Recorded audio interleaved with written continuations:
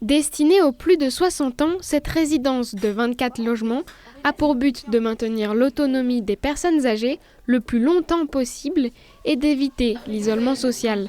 Chaque résident bénéficie d'un logement individuel de plein pied, ainsi qu'un service de restauration, de blanchisserie et d'entretien.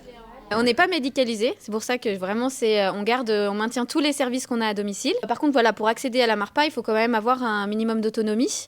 Donc au niveau des critères d'admission, on est entre un GIR 4 à 6. La grille à GIR, c'est une grille d'évaluation de l'autonomie qui est faite par les médecins. Il faut être capable la nuit, on n'a pas de personnel de nuit ici, on a un système d'astreinte par contre pour garder toujours la sécurité. Pour le maire de Pommiers-en-Forêt, c'est l'aboutissement d'une idée qui mûrit depuis plus de 10 ans. Créer un lieu pour les personnes âgées lui tenait particulièrement à cœur.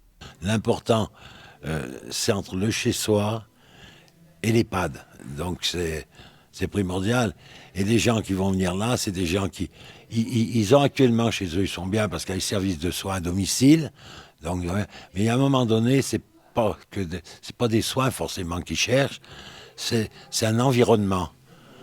Parce que souvent, il y a la solitude qui commence à peser quand ils sont seuls. Les premiers résidents sont tous heureux de s'être installés ici.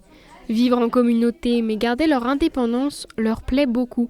La décision, c'est pas moi qui l'avais prise, c'est ma fille. Mais je ne regrette rien. Parce que vu mon âge, ça n'aurait pas été en s'arrangeant. Donc là, j'ai eu le temps de m'adapter. Et je trouve ça, et puis surtout là, j'ai trouvé un coin, une maison ravissante. Ce coin de vie propose de nombreuses sorties et animations. En ce jour de Mardi Gras, les enfants de l'école de Pommiers sont venus faire des crêpes avec les résidents. Entre la musique et les déguisements, l'ambiance était joyeuse.